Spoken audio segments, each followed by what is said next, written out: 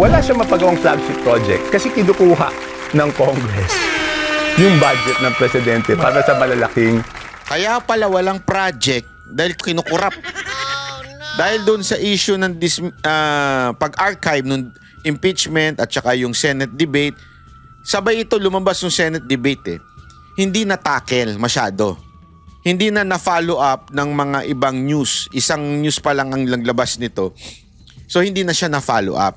Kaya gusto kong ipakita sa inyo para talaga idiin kung ano ang nangyari sa budget natin sa 2025. Dito tayo pumunta. Kasi yung impeachment, politika lang ho yun eh. Eto, pag nanakaw ho ito, kung sakasakaling mapatunayan, dapat talagang makulong kung sino man ang kumulimbat dito sa pera ng tax natin. Di ba? Dapat ito makulong. Ito, apektado lahat.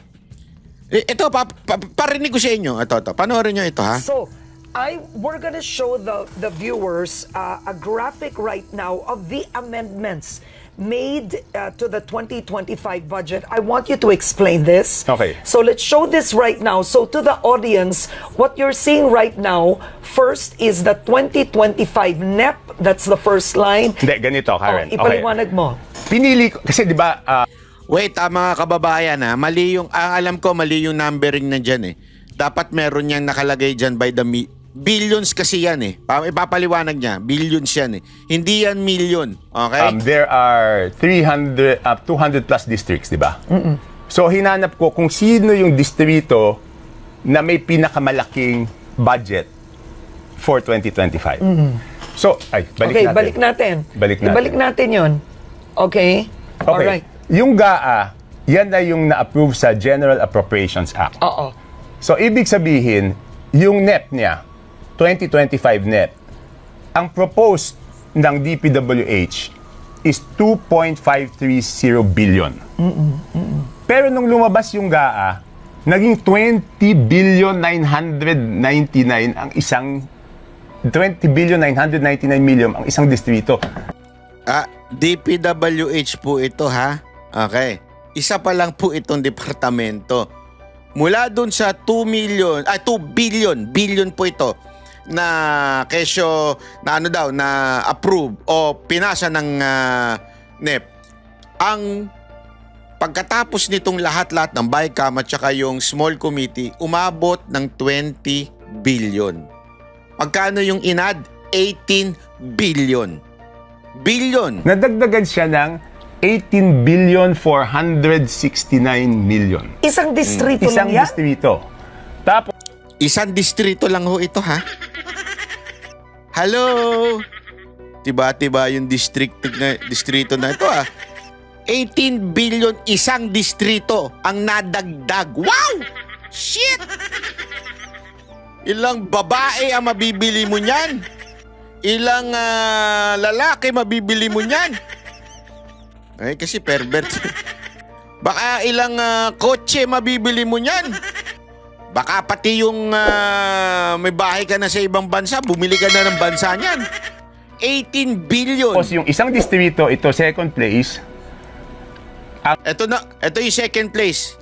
Ang NEP niya is galing to sa DPWH. In-extract ko lang yan. Hindi ko inimbento yan. Binigay sa akin ng DPWH ito dahil nung pinag-aaralan namin yung mga pinag-aaralan namin nung Marso pa lang kung ano ba talaga yung nangyaring kalokohan doon sa budget. Isang distrito, 1 billion 508 million 583. Ang gaan niya, 20 billion 795 million 429. Nadagdagan siya ng 19 billion. Oo.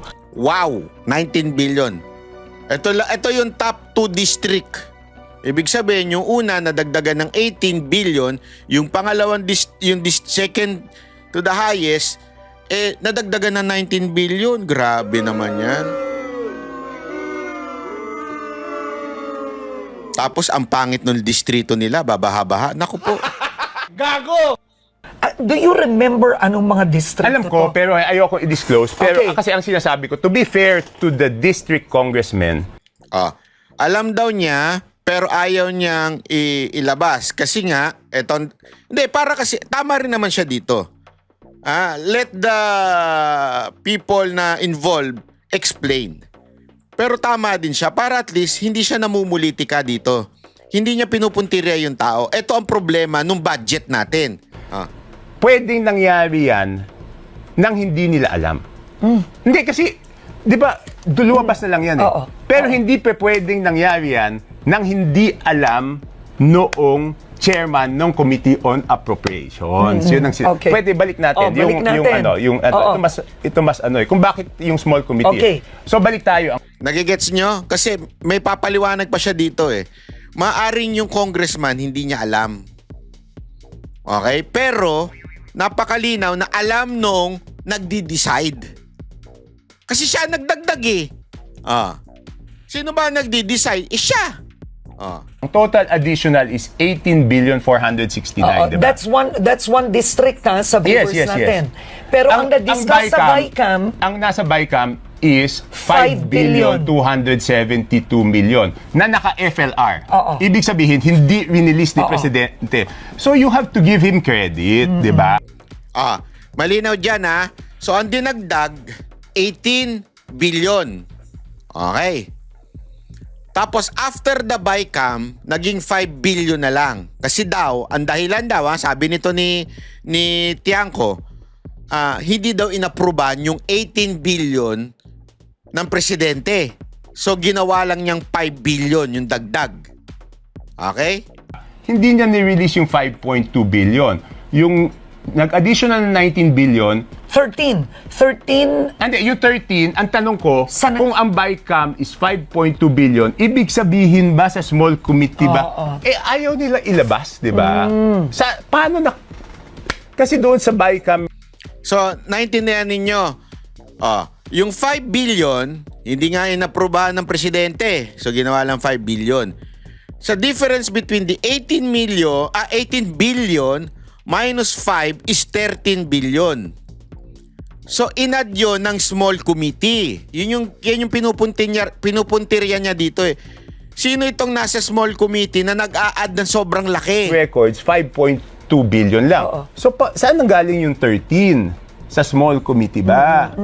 Okay, question yan. Yung isa naman, ang additional 19,286,846, ang total BICAM is 4,970,179. Hindi rin release ni Presidente yan. So I'm saying, alam ko, nagalit siya kasi hindi nga niya pinapa-release yung mga yan.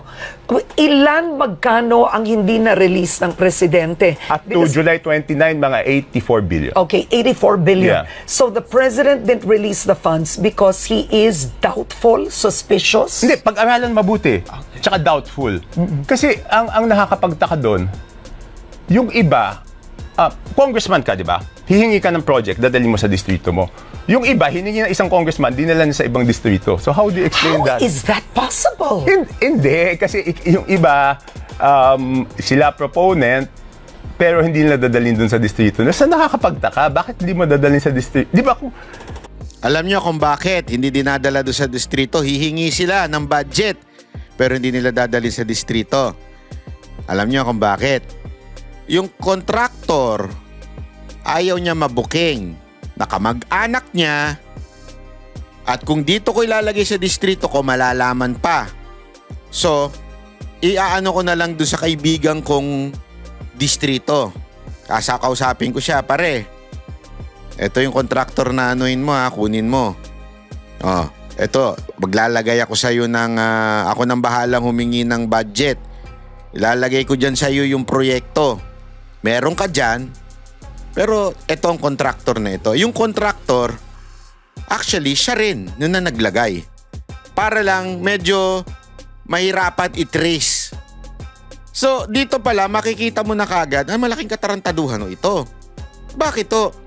Kasi, ikaw ay distrito, representante ka ng district mo. Bakit ka humihingi ng budget para sa ibang distrito? Doon pala, amoy na amoy mo na. Ba't mo doon dinadala? Ganon kayo nung congressman na nandun? Diba? I work hard para madala ko sa distrito ko, para makinabang yung residente ko. Tapos may mga ganon. So yung yung karamihan na naka-hold on is yung iba yung proponent at iba yung district na pinuntahan. Oo. Now, Toby, you have been a representative under many presidents Yes. already. This is not the first. Pang Yes. ilang taon mo na bang This is my 5th time bumalik sa Congress. Isipin mo, panglimang, is this the worst? Is this the most corrupt budget cycle you have ever witnessed in your life? No, I remember I questioned already this procedure in my early, maybe first or second term in Congress. Pero wala, kasi okay, balik natin daw. Sabi mo, nag-independent ako ngayon. This is the longest time I've been in the majority. Kasi yung buong 3 years nung 19th Congress, majority ako. 'Di ba? Tapos nung nagbotohan lang ng 20th Congress, tsaka ako nag-independent. Balikan natin, 15th Congress, I was a member of the majority for only 1 year. Kasi hindi ako sang-ayon doon sa proseso ng pag-impeach kay Chief Justice Corona. And I voluntarily left, hindi ako tinanggal. I resigned my committee chairmanship. I said I'll be an independent. So, 15th Congress yun. So, 15th Congress, since same leadership sa 16th Congress, nag-independent rin ako nun. 17th Congress, I was for Binay, natalo si Binay. I was being offered to join the majority. Out of delicadeza, natalo yung presidente ko. I will take the consequence. Okay. Hindi ako sumama kay Duterte. No. And bear in mind, Pinoy and Duterte in those times were very, very, very popular. So I will not go with what is popular. I will go with what is right. Okay. Now, so my question is, how different is this budget, the way it was crafted, compared to everything you've witnessed in the past? Hindi, yun, doon talaga yung problema eh. Doon, Yeah, di ba, but are the figures scandalous now? Hindi, kasi iba, syempre lumalaki naman yung economy. So lalaki talaga yung budget eh, 'di ba? It's ganun eh. Pero ito talaga, nagulat din ako because okay. Ganito, kaming mga congressman, pag lumabas yung budget, wala naman magsasabing it's enough. Di ba parang sa bahay yan eh, di ba? May budget, hindi enough pagkakasya. Kasi ang trabaho namin is paggawa yung mga kailangan, hindi kaya ipagawa ng local government na hihingin sa national government, di ba?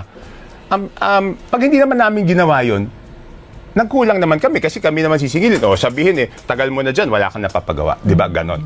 So, pero, yung makapagdagdag ka nito, ngayon lang ako nakita. Ngayon lang ako nakita na makapagdagdag ka niyan. Kasi, lahat kami magre-request, ang hirap makapagdagdag siguro ng 1 billion o 1.5 billion. Para sa proyekto. Merong nakakapagdagdag ng 1.5 billion, siyempre yung mga malalapit sa speaker, mas malaki doon.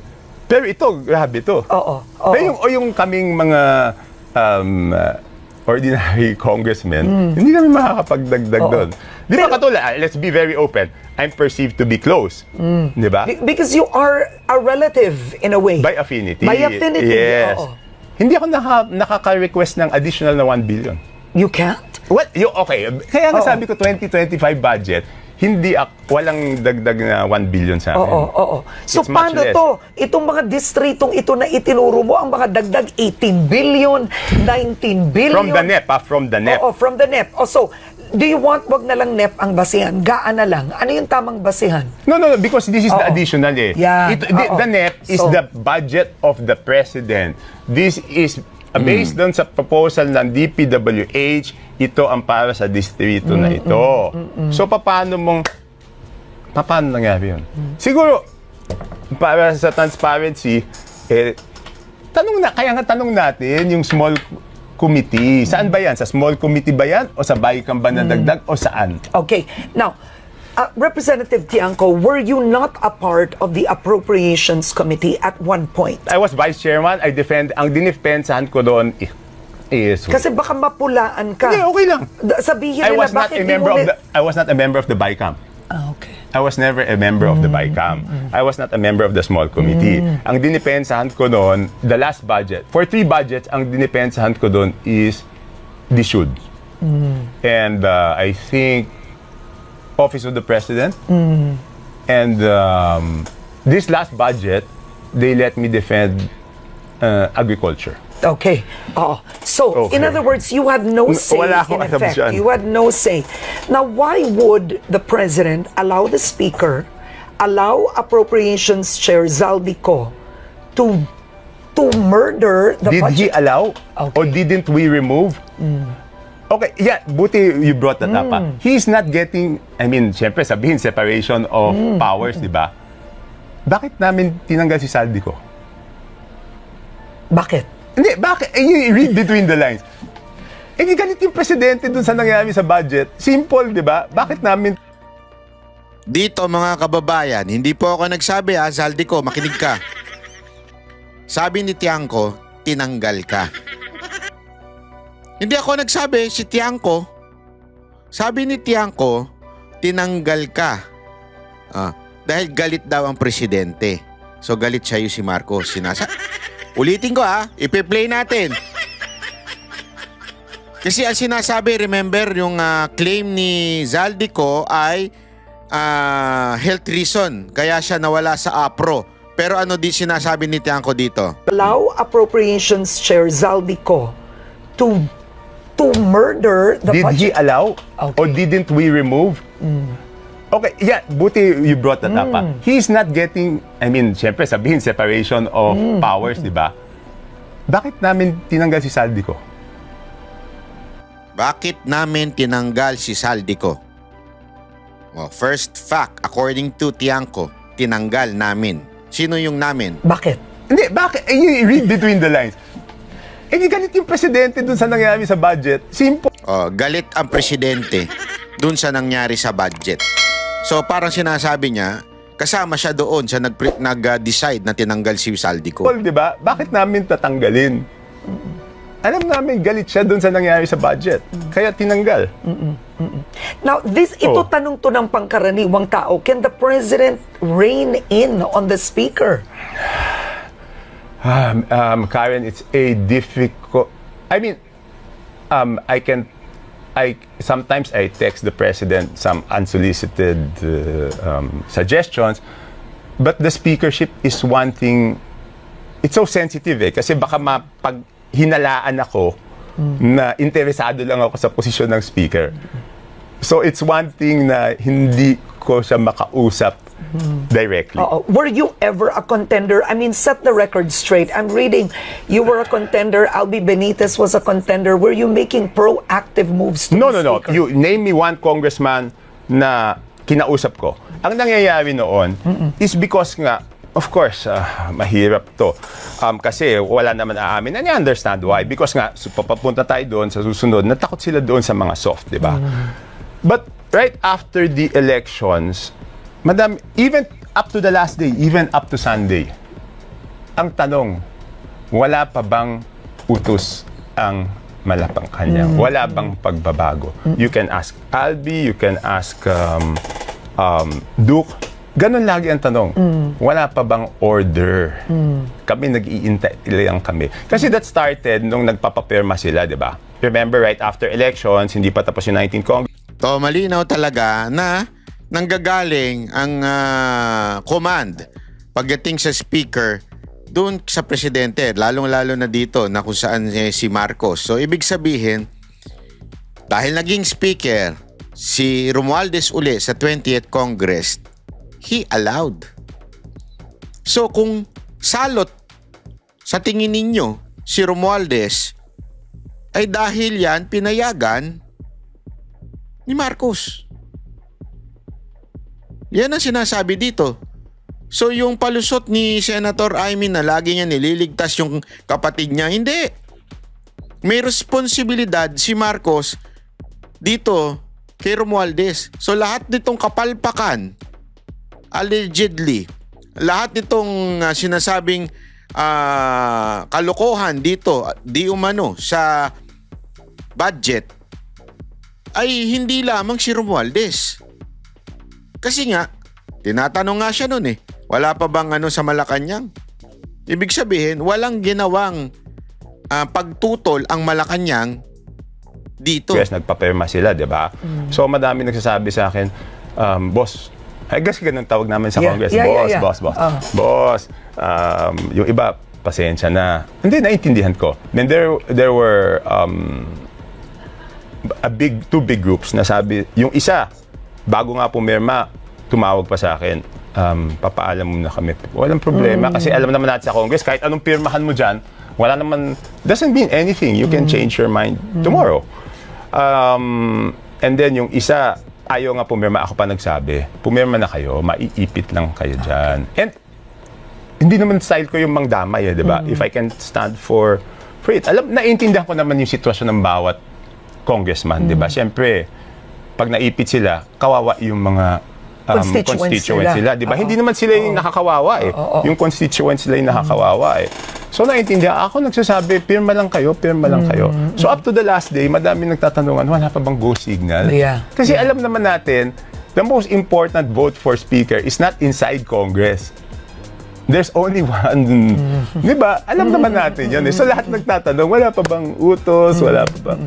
Now, is it true, were you really offered to be the new chairman of the Appropriations Committee? Because that's the word, that you were offered that. That was the impression of a lot. Kasi nga, ang hindi alam ng mga tao, kaya ko alam lahat ito, hindi naman yan nagsimula nito lang eh. March pa lang yan. Of 2024? No, of 2025. 25, okay. Kasi di ba ang nangyari, okay, ang hirap ng posisyon ni President, name me one big flagship project na napagawa. Bakit? Wala siya mapagawang flagship project kasi kinukuha ng Congress yung budget ng Presidente para sa malalaking project. Oh, another facto Kaya pala walang project dahil kinukurap allegedly ng Congress. Sino kaya doon? Mantakin mo ang pangit ng bayan natin. Hindi, alam mo, tayo na ang napag-iwanan sa Asia. Pagdating mo sa mga infrastructure, pumunta ho kayo around Asia, napakagaganda. Lahat maaayos. Bakit wala tayong infrastructure? Dahil sa Congress. Gago! Ganong katindi, mga kababayan. Ito. That is terrible. Wow. Hindi ba tas nilalagay nila doon sa ang program appropriate? Ito, lalagay nila sa program para sigurado ang program mapupunta yung kanya. So it's the president technically who's suffering from this. Yes. Kaya nga alam ko yung Pero kasalanan niya. Huwag niyo iligtas. Kasalanan niya pa rin. Diba? Kasalanan niya pa rin. Hindi pwede niyong iligtas. Kagalingan, di ba? Kahit hindi directly. Alam ko kami yung Oo, yung mahiya naman kayo. Kasi may say siya eh. May say siya doon sa speakership. Kayo yun. Kasi kayo yun. Kami yun. So, paano namin imbestigahan sarili namin?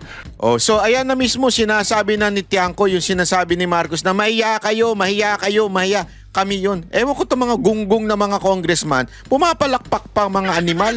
So, ang nangyari niyan, March 24, I was called to a meeting. Kasi ang nangyari, di ba, okay, nawala yung flagship projects. Sino bang kumuha? Senado o House? So, ang alam ko, hiningan silang dalawa. Siyempre, sabi ng House, natural, Senate kumuha. Sabi ng Senate, House kumuha niya, di kami. So, hiningan sila ng listahan. Ng Pangulo. Oo. Where it went. Bigay niyo sa akin. Bigay niyo sa Senate, bigay niyo sa akin yung listahan. House, bigay niyo sa akin yung listahan. Si Cheese gave it within 3 days. Really? In January. Oo. Nung nasama ako sa meeting ng March 24, wala pa yung sa House. March na. So, hiningi ko, binigay ko. So, pinag-aralan ko yan magmula March. Ngayon, sinasabi mo Committee on Appropriations, hindi maganda tignan eh. Kasi kamag-anak na naman by affinity. I think for the audience, some of our viewers may not be aware. So, hindi maganda tignan. So, Representative Toby Tiangco's wife, Michelle, is the first cousin, right? Yes. Is the first, she's a Romualdez, she's the first cousin of House Speaker Martin Romualdez, right? Yes. So technically, and BBM. So they're all first cousins. Yes. So that's one. Ayaw mo Hindi sa ayaw ko. Hindi sa ayaw ko. Hindi maganda. Yun yung issue. I mean, give it again to the president. he realized that it's going to be an issue.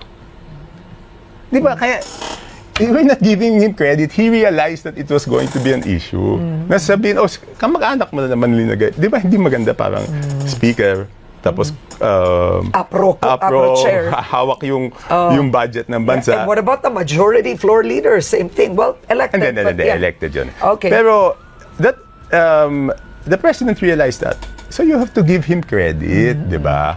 So yun. what is it? Even Kong Sandro realized Okay. that na hindi maganda. Okay. So I want to ask you, what's the problem with the president? Is he too nice? Nakita mo naman, di ba?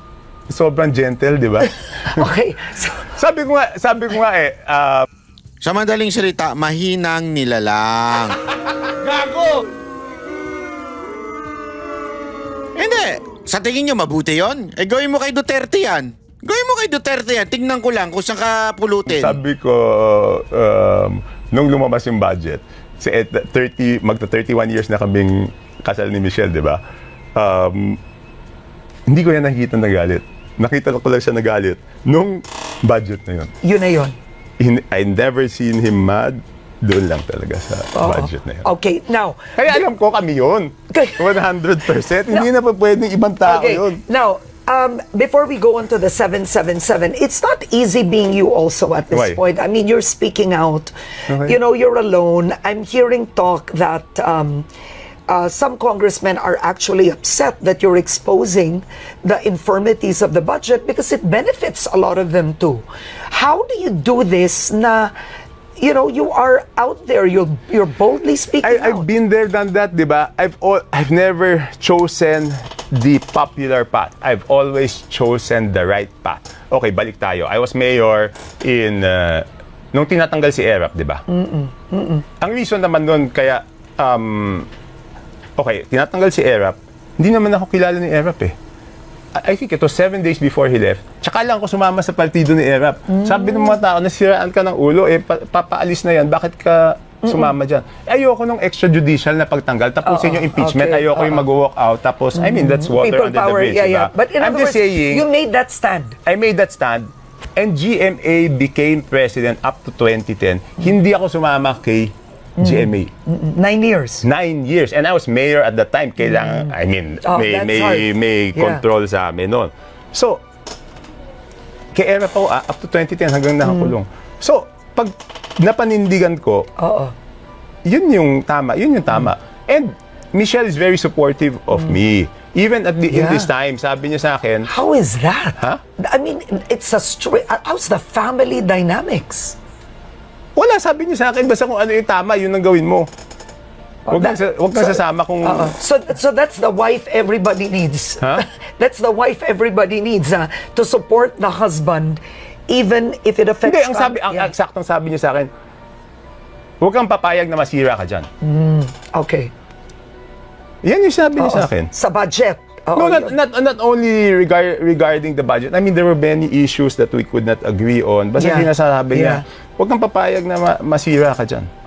Okay, now, I mean, it's not national interest, but I wanted to bring it up. It was featured social So, yun media. na nga, yun lang In your family lunch, in the typical family lunch, Okay.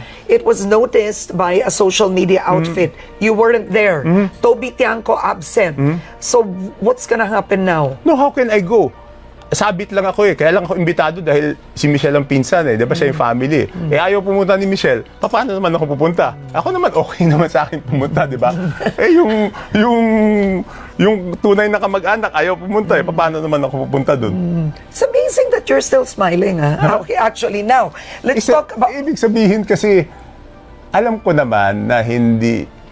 Wala eh. Dapat kaya mong panindigan eh. Because history will haunt you. Yeah. Yan. Di ba? History will haunt you. Sabi ko, what is popular will not always be popular, but what is Yan. right will always be right.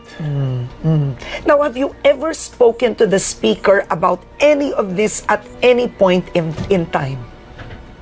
Yes. And- I mean, matagal na. Oo. But leave it. It's a private conversation. Okay. I mean, Alright. it's difficult because it's gonna be he said, she said. Wala Okay. naman akong ebidensya. It's a private conversation. But we've spoken about it. Okay. Now, Baguio City Mayor Benjamin Magalong was the first to discuss itong 777 expose. Ayan na, And ayan na. you recently also said congressmen who joined the Bagong Pilipinas Serbisyo Fair received government aid allocations worth 7 million for AIC, 7 million for medical assistance, 7 million for TUPAD. That's a total of 21 million pesos. That's not cash. Okay, Hindi yan yes, cash, yes, hindi yes. yan cash. And you said it's required that the lawmakers go to the speaker's office to secure the approval. Not All right, go to the explain. speaker's office, di ba? Okay, baka sabihin, niligwa ko yan.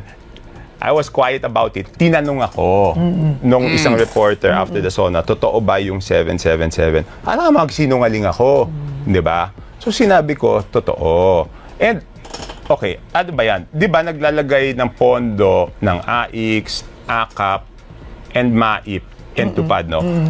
I think ang pinaka-importante dyan kasi is yung MAIP, yung Medical Assistance to Indigent Patients. Di ba yan yung parang silang So, pag ikaw may hawak nun, talagang hawak mo yung congressman. Paano matitiis ng congressman na dahil nanindigan siya, pag merong may sakit, wala siyang maitulong. Okay? So talagang ang hirap, di ba? And di ba, nung nagkaroon ng ruling doon sa PDAF, na ginawang unconstitutional, ang sinabi doon, hindi pa pwedeng post-enactment ng Congress, di ba? Ibig sabihin, pag pinasa ng Congress ang budget, hindi na niya pwedeng pakialaman. Okay? Ang sinasabi, okay, for example, ang sagot ng dalawa doon, si Congressman Asidre ng Tingog, of course, he will defend the speaker. Ang sabi niya noon, no, the requests are just being endorsed. Hindi yan approval o disapproval. Oh, I am asking him now, bakit pag sumama ka sa Bagong Pilipinas Serbisyo Fair, Nako? meron kang 777. Kung hindi Nako ka po! sumama, wala ka. Endorsement ba yan? O he has the authority to give and not to give? Very clear, the Speaker has the authority to give or not to give a district the soft funds. Not only dun sa 777. Kasi may basic kami, di ba? Pag kulang, dun kami magre-request sa portal. May portal yan. O tapos di ba pinakita ko nga yung text? Ano ba nakasulat dun sa text? Mamaya, hanapin ko pag may break up. Na yung the funds you requested from the speaker. ganyan. So, okay, pero niliwanagin ko, hindi po ito cash na binibigay.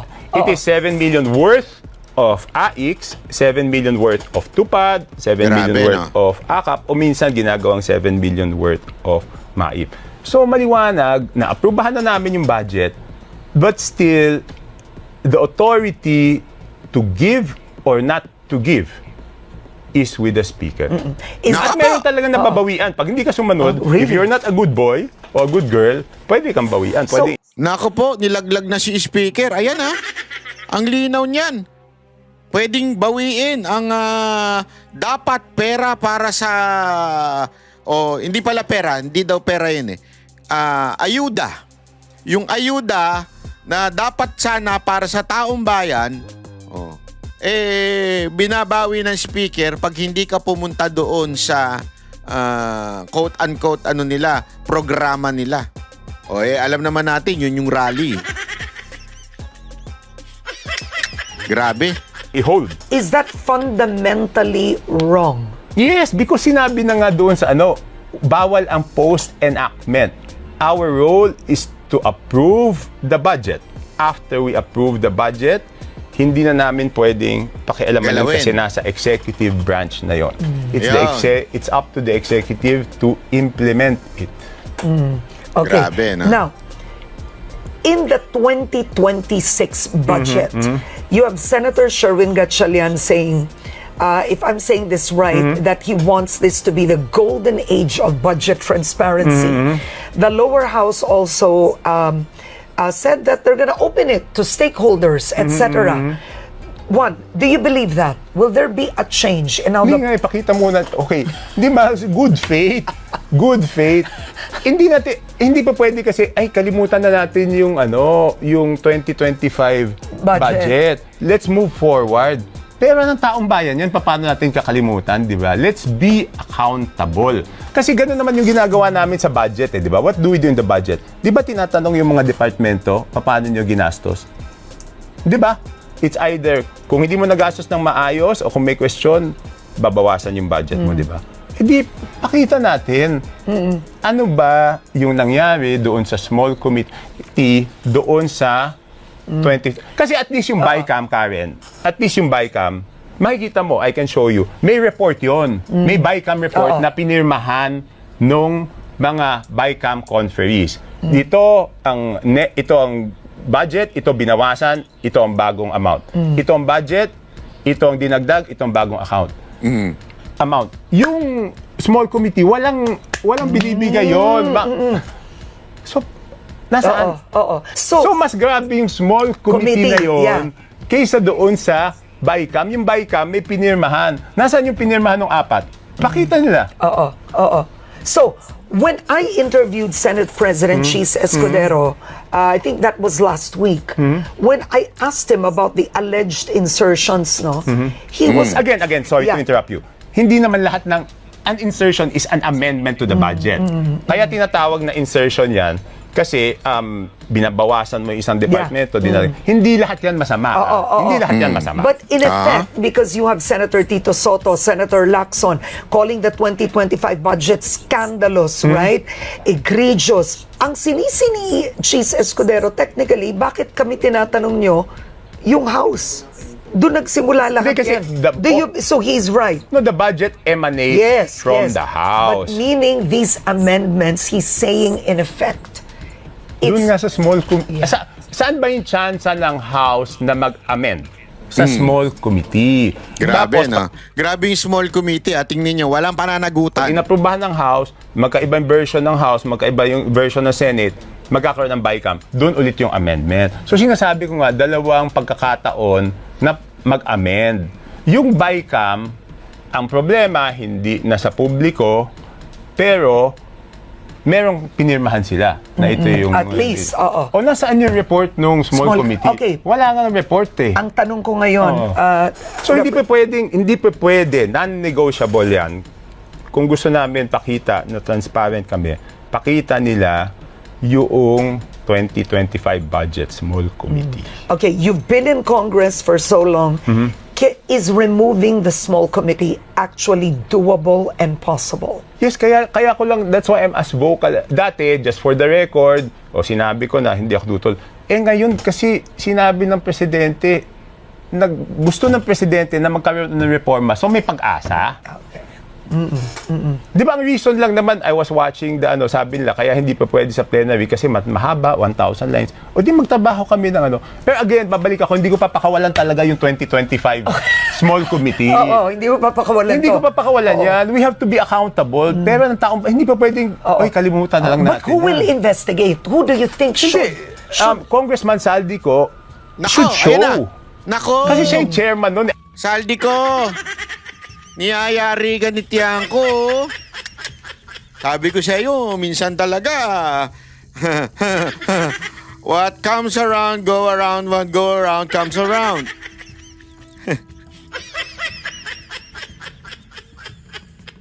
Mali ka kasi ng sabi ko sa iyo, wag na wag mong babanatan ang naku, wala, no comment. Sabi nga, vengeance is mine, says the Lord. Alam mo, hindi niya, kung siya hindi niya alam, sinong gumawa nun? But where is he? He's here. He's still a congressman. Okay. So, pakita niya. Di ba, ito, binawasan ko, dinala ko dito. Ito, binawasan ko, dinala ko dito. But who is gonna question him? No, I'm challenging him now. So, the leadership... He's never been really interviewed, huh? I No, don't the think so. leadership of the House, since they are the leadership, they should demand it from him. Di ba? Otherwise, we're just covering up each other's... Di ba? If totoo the naman leadership of the House will not demand it from Congressman Saldico, that means we're just trying to cover up. Should this be brought before the Supreme Court? You remember PDAF, during the time of Pinoy, it was brought to the Supreme Court. The Supreme Court made a decision with a small committee. Should this be brought to the Supreme Court? No, because sinasabi ng leaders ng Congress, di ba, we're transparent. It just prove na yung to sinasabi nyo ay totoo. Yun lang naman. Bakit pa tayo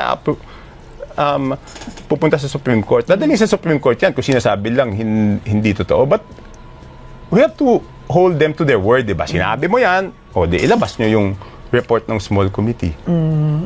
Okay. All right. I want to ask you very quickly. We have a few minutes left, no? So, just to change topic, the Supreme Grabe, no? Ang tindi ng Supreme Court. Supreme Court. Small committee. Mas makapangyarihan pa sa Supreme Court. They can change. Ang masama nun, walang pananagutan. They can change plus walang pananagutan. Ang lupit. Di ba? Talagang, ay nako. Court decision, essentially calling the impeachment emanating from the House unconstitutional, null and void ab initio. What are your thoughts? Did the Supreme Court overstep? Ay nako, Karen, I don't want to, I would want to avoid comment. Pero alam mo ako, purist ako, di ba? Purist ako. Ang akin is, of course, karapatan ng House of Representatives at lahat ng tutol doon sa decision na mag-file ng motion for reconsideration. But in the end, I would like to request everyone, kung ano man yung decision ng Supreme Court, igalang natin. Ayan na, naiba na siya. Basta ibang usapan na yan. Ibig sabihin, yan yung sa impeachment. Yung budget ang pinokus natin dito. Alam nyo mga kababayan, ito'y kaalyado ha. Ito'y kamag-anak ng presidente. Ito po ay hindi po ito oposisyon at higit sa lahat, hindi ito Pro Duterte. Nung panahon nga na presidente daw si Pangulong Duterte, ito hindi nga lumipat ng kampo Yung ibang mga congressman lumipat daw. So mapapatunayan mo talaga na hindi siya pro Duterte. Pero gayon pa man, sinasabi niya, nilalaglag niya yung small committee. At ang idinidiin niya dito ay tila si Saldico. Parang sinasabi niya, dapat magpaliwanag to si Saldico. At hinahamon niya pa si Saldico. Dahil nga siya yung sa appropriation. Ay nako, meron kayang patunguhan no ito o ito'y lamang, circus na naman. Hindi natin alam. Sana lang. Alam nyo, sabi ko nga paulit-ulit kung talagang gusto ni Marcos na na maayos itong gobyerno niya, number 1 niyang tanggalin yung pinsan niyang si Romualdez. Pag tinanggal niya yan, wala na talaga. Pero syempre marami magagalit na vlogger kasi alam naman natin, yung mga vlogger na yan, nakikinabang yan Di ba?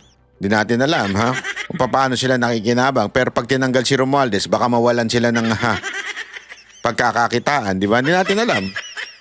Kaya siguradong kukontrahin tayo ng mga ng mga vlogger na mga tanso.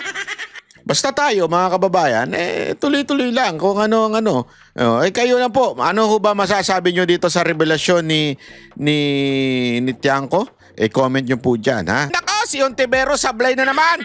Grabe ka talaga, Ontiveros. Ano ba, talaga bang nagiging kaugalian mo na magsinungaling? Bakit ganyan?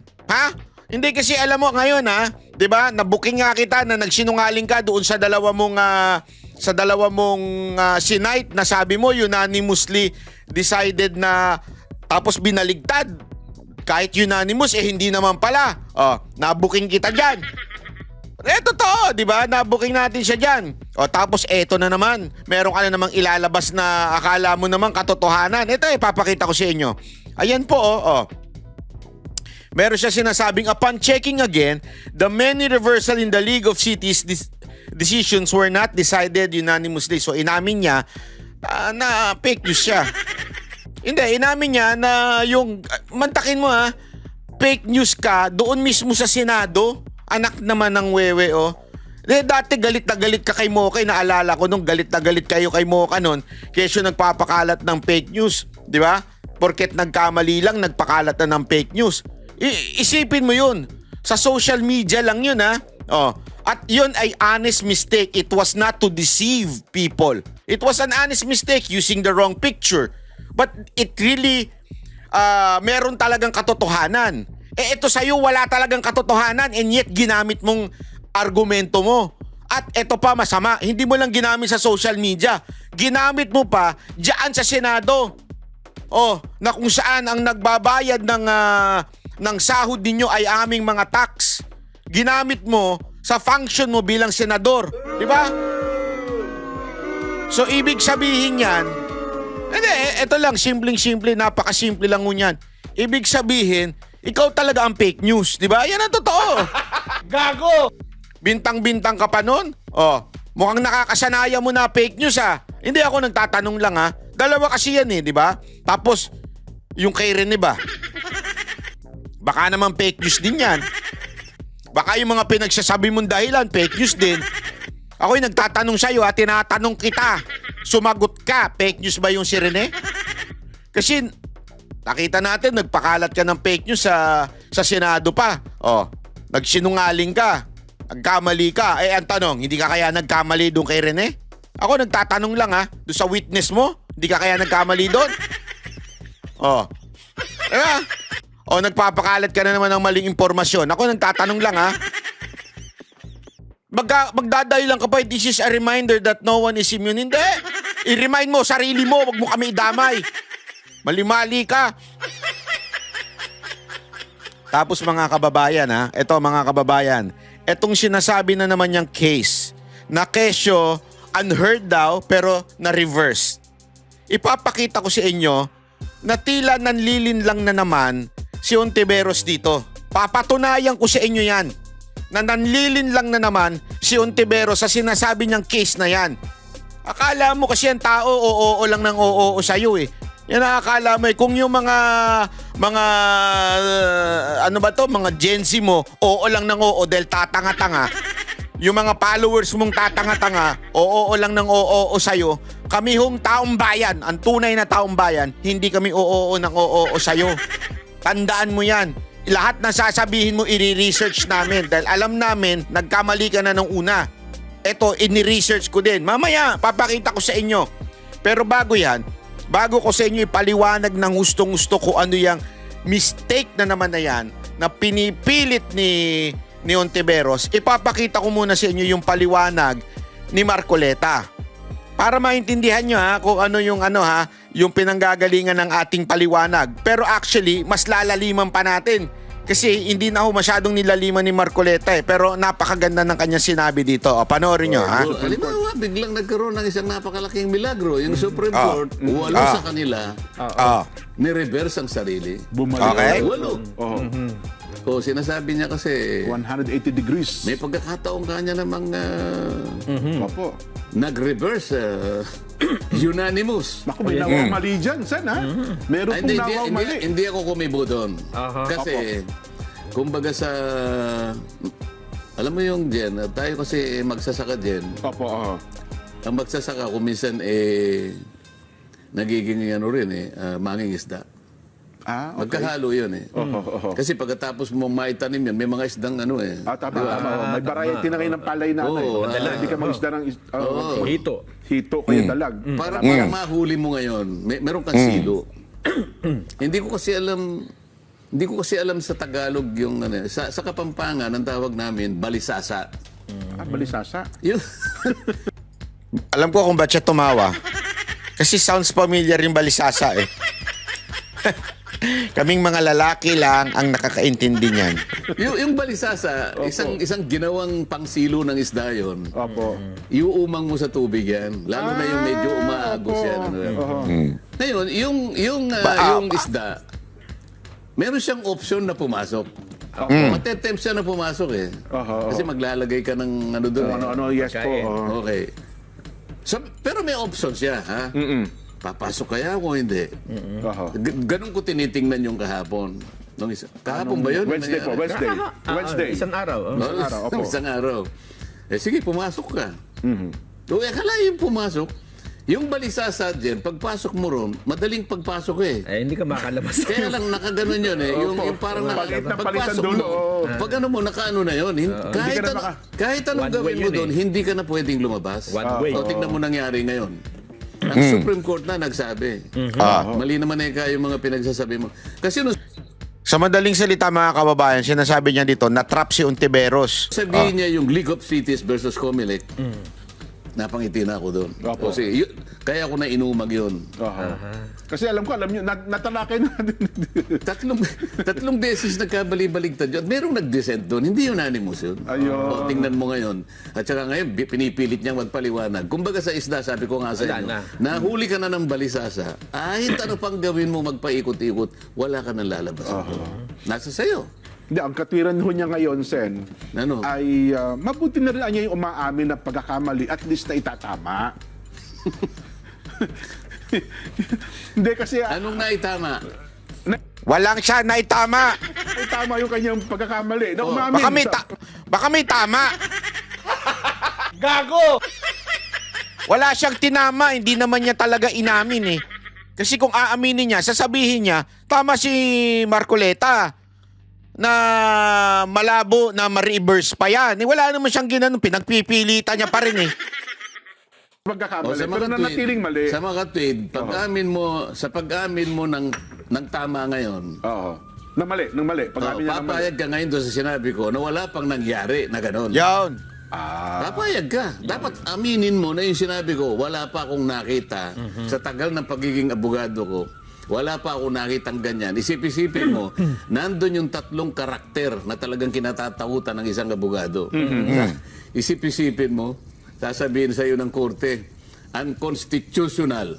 Naku, yun lang pa. Mabigat lang. Dito lang talagang palagay ko Bagsak ka na dyan. pati kaluluwa mo, mawawala yun Opo. Meron Pangalawa, void ab initio. Yan, Nakabi- Yan. Bes, wala kang pakialam, wala kang... Dalawa na. Opo, oo. Pagkatapos sinabi niya, violative of due process. Ay, yan ang matindi. Mag-EMR ka pa riyan? Oo. Meron pa pang-apat. Immediately executory. Kaya nga, dito pa lang sa tatlong ito, patay na eh. Ngayon, sasabihin niya ngayon na, hindi ka niya, may pagkakataon. Ngayon, yung pag-amin niya na mali siya, babalik tayo doon sa sinabi ko. Wala pa ako nakitang ganyan. Dapat aminin niya rin. Tama si si Sen Marcoleta. Opo. Yun naman ang gusto kong sabihin niya. Ay mukhang hindi po, Sen. Mukhang meron pa rin sa mga hinahanap ko eh. Meron siyang statement meron eh. dito. Meron siyang statement Meron, ba dyan? Meron siyang statement po. Ang sabi niya dito, Meron pa rin daw siyang makikita, Sen eh. Nasaan na ba yun? Ayan. Pinakita na natin yan, statement niya, yan po. Napaka-importante po kasi nung elemento, yung constitutional, tapos yung void ab initio, at saka yung sa due process hindi nasunod, at yung sabi nga nung isa yung immediately executory. So ibig sabihin yan, yan yung mga elemento na naandoon sa desisyon ng Supreme Court. 'Di ba? It's a matter of kino-compare mo yung dalawang prutas na etong prutas na to, nakakain mo rin ng lahat. Ibig sabihin walang tapon. Kahit buto kinakain mo. Tapos i-compare mo ngayon dito sa isang prutas. Pero dito sa isang prutas magkaiba sila ng elemento, 'di ba? Sasabihin mo masarap. Masarap din 'to. Anong pinagkaiba? Yung isa maaring healthy, yung isa maaring pag nasobran, hindi. Iba yung elemento. So ano ibig lang sabihin ni Marcoleta dito? Yung sinasite niya dito, which is yung case ng Agribiotech versus Greenpeace, ay not the same elements with the impeachment of BP Sara. Magkaiba ng elemento. Ang matindi nga dito, alam nyo ba kung tungkol saan ito? Ito sinasabi niya ito na ni-reverse kahit unanimous. Alam mo kung ano tungkol saan to? Sa talong. Ito mga dilawan na to, ang hilig talaga sa saba, sa talong. Gago! Hindi, alam nyo. So, ibig sabihin, with the importance nung decision, ang layo. Ito tungkol sa pagtetest nung talong at ito yung impeachment. Pwede mo ba paghambigin yun? Para sabihin na, yes, they're both unanimous. Ito na reverse, yung talong na reverse. Etong impeachment pwede rin ma-reverse. Yung mga elemento nandito sa impeachment tulad ng void sa simula't simula, yung hindi nasunod ang due process, yung sinasabi pa na ano ba ito? Unconstitutional. Wala dito sa talong except yung constitutional. Bakit kanyo? Ipapaliwanag ko sa inyo para maintindihan natin. Ito po yung case na yan. Yung biotech na yan. Kung babasahin nyo talaga na maigi itong kaso na ito, ang sinasabi lamang ng korte dito, pakita natin ng explanation niya. Ayan o, basta ipapakita ko lang sa inyo yung naging resolution o yung tawag dito, conclusion o yung utos ng Supreme Court. Ito explanation dyan. Pakita lang natin para mas maintindihan natin kasi ang hirap dito kay Ontiveros, akala niya yung taong bayan ay katulad ng mga followers niyang tatanga-tanga. Ito. Sabi dito, yung decision doon sa International Service for the Acquisition of Agri-Biotech versus Greenpeace. Okay? Yung December 2015, yung korte, Supreme Court, upheld the Court of Appeals application of the precautionary principle dun sa talong. Anak ng wewe. So, bisabihin, sinabi ng Supreme Court, kung ano yung decision ng Court of Appeals, yung CA, tama. Okay? It declared yung Department of Agriculture, order namin to null and void. Sa madaling salita, itatagalog natin para mas maintindihan natin. Sa madaling salita, sinasabi ng Supreme Court, hindi tama yan. Bawal yan. Hindi dapat yan na ginagamit as a test. Ganyan-ganyan. So, malalim pa yun. Para lang sa kalaman natin. Malalim pa po yun. Mahaba po yung explanation na yun. Pero iniiklian na lang natin. Okay? Sabi dito, ang mga proponent ng talong na naghain ng motion for reconsideration, okay? Sinasabi na wag ipagpatuloy yung field testing at paggamit ng GMO. Yun yung una na sinasabing unang desisyon ng korte. Wag gamitan yan. O wag yan ay Okay? Tapos, siyempre, nag-motion, nag-MR yung kalaban at sinasabing ganito. At ang nangyari nun, sabi dito, wala nang saysay yung kaso. Bakit? Tapos na kasi yung field trial. Tapos na po. Iyan yung tinatawag. Kaya kung titingnan ninyo, sabi dito, before the ruling could take full effect, yung BT Talong field trials had already ended. Tapos na. Kaya nga sabi dito, moot and academic na yan. Wala nang saysay, yung desisyon na yon. Kaya ni-reverse na lang ng Supreme Court. Sinabi na, hindi na, okay na yan. Kasi nga, tapos na po. Yung original decision ay tapos na. Kaya ni-reverse na lang ng Supreme Court. At sinabi ng Supreme Court, makikita ninyo dyan. Basahin nyo ha. Arguing that the case had become moot and is no longer presented an actual controversy worthy of the judicial resolution. Non-judicial na ibig sabihin. Hindi na namin pwedeng pakialaman yan kasi tapos na. Kaya ni-reverse na yung decision. Wala na. Okay? So, para i-compare mo Ontiveros at pinagpipilita mo, ito unanimous to dati tapos ni-reverse. Kaya ni-reverse yan, una, tapos na. Sinabi rin ng Supreme Court na aside from the moot and academic na yan, non-judicial na yan. Ibig sabihin, hindi na namin pwedeng pakialaman yan kasi nga tapos na. Utak. Etong sa kaso ni BP Sara Duterte, hindi pa tapos. Applicable pa ang desisyon ng Supreme Court. So, imposible.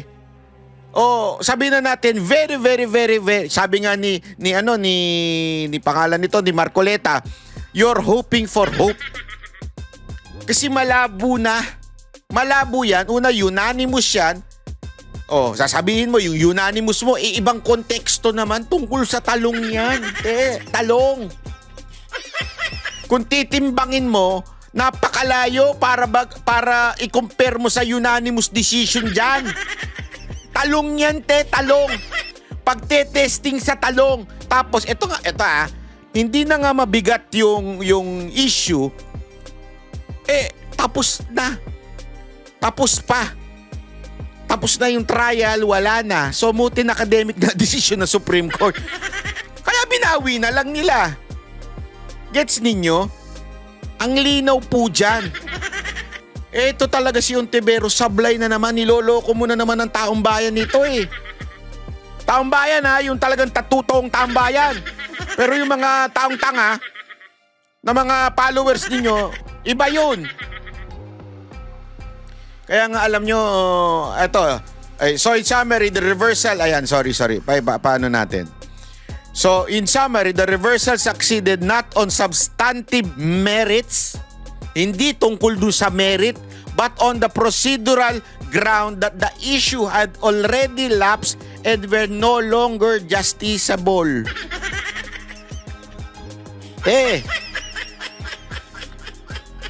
Kung ako sa'yo, sisantihin mo na yung assistant mo. Bigay ng palpak sa'yo. Hindi, alam naman namin na allegedly, binabasa mo lang lahat ng sinasabi mo Galing sa researcher mo, galing sa abogado mo. Wala mali sablay talaga Ikukumpara mo yon sa isang tapos na. Kaya nga binawi na ng Supreme Court yung decision nila kasi tapos na. Wala na, hindi na applicable, not justifiable nga sabi. Sorry, not justifiable. Ano ba yung exact term? Sandali. Justiciable. Ayun, non-justiciable. Yun ang paliwanag doon. So, please lang naman, huwag ka na magmagaling. Sablay ka na naman, niloloko mo na naman ang taong bayan nito sa ganitong Ano ba? Ano to? Anong pautot mo niya yan? Anong pautot mo? At saka sabi ko nga, paulit-ulit din naman sinasabi ng ibang mga abogado din.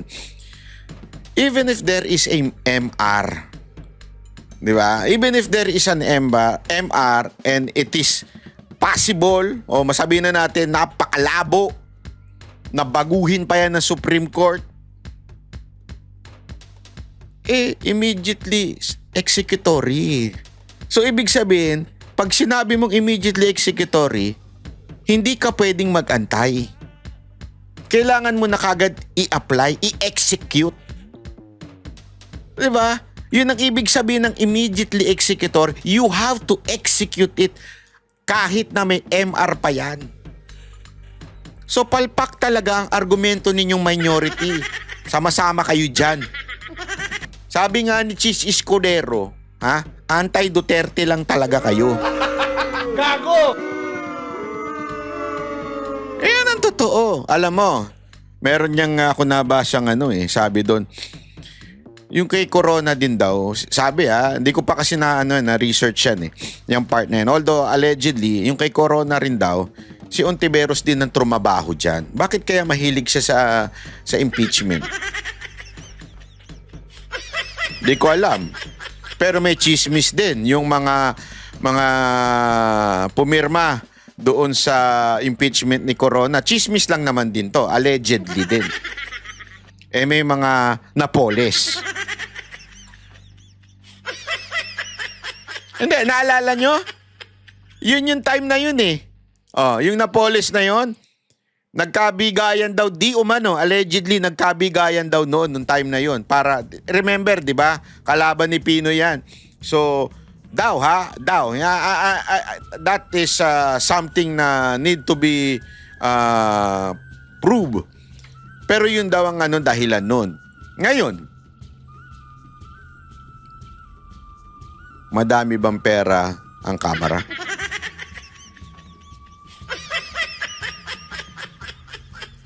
Marami bang insertion ang Kamara?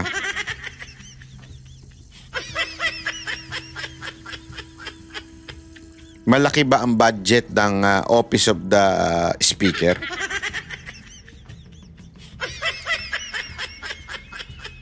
Your conclusion is as good as mine.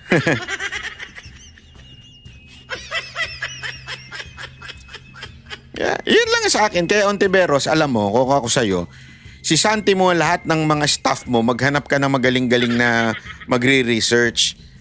Sa bagay, kahit naman siguro magaling yung mga nagre-research niya, kung talagang sablay ka. Ganun talaga Alam mo kasi, ang katotohanan, mahirap talagang baluktutin yan. Kahit anong gawin mo. Halimbawa, meron, ito. Anong kulay ito?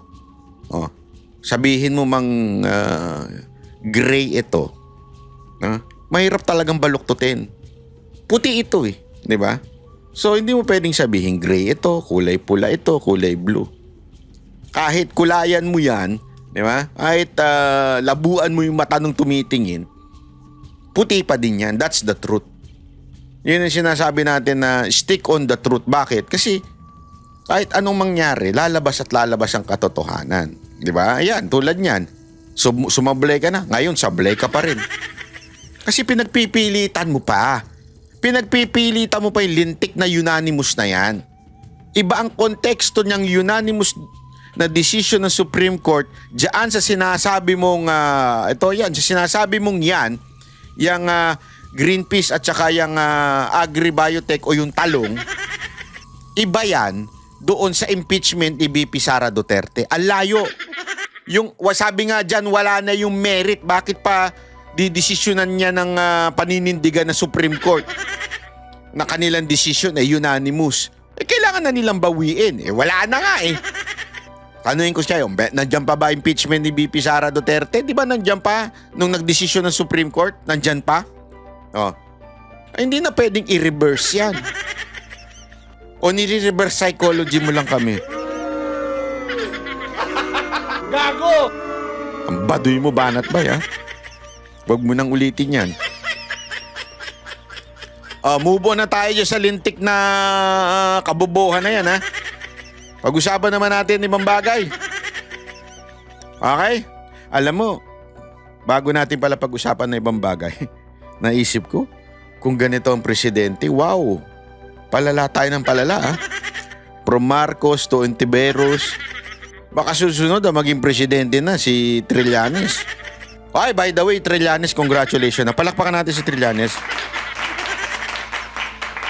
May warrant of arrest na siya doon sa final ni Pulong sa Quezon City. Palakpakan natin. Although bailable naman yon, sigurado naman magbe-bail siya. Pero at least, kahit pa paano, nakakarma na siya. Ay nako, Trillanes, antayin mo siguro. Meron pa mga, ewan ko kung may mga nagdemanda pa sa'yo. Pero antayin mo na lang. Marami-rami din yan, alam ko yung mga nagdemanda. Ito yung time na inimbestiga niya yung gusto niyang pagtanggalin ng damit si Pulong. Antayin mo lang.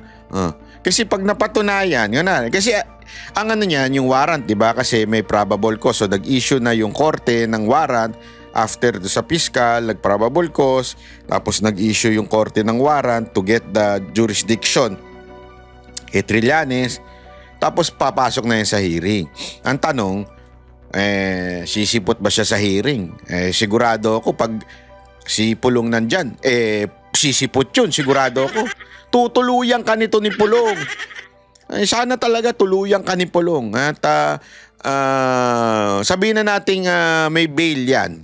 Kasi may bail naman talaga ngayon ng, ewan ko kung libel ito, pero parang false testimony ata ang inano niya ang sinampa. Although alam ko may bail yan, gayon pa man, the mere fact na makonvict ka dyan, ibig sabihin lang, sinungaling ka. Yun lang yun. Alam naman namin. Gago! Pero at least dyan, let the court say it to you na sinungaling ka. Just in case ma-convict ka dyan sa kaso na yan. Di ba? Masarap yan. Hantayin natin. Sana, wala tayong masasabing luto yan. Mantakin mo yung desisyon lumabas ngayong panahon na walang kapangyarihan ng mga Duterte. Paano nila influensya ng Quezon City Court? Malabo yan. Di ba? Tingnan natin. Ay nako. Anyway, eto, bagong issue. Ito pong actually hindi na po ito bago. Matagal na po itong issue pero nung napanood ko ito, tila nadaanan lang because of the issue ng impeachment.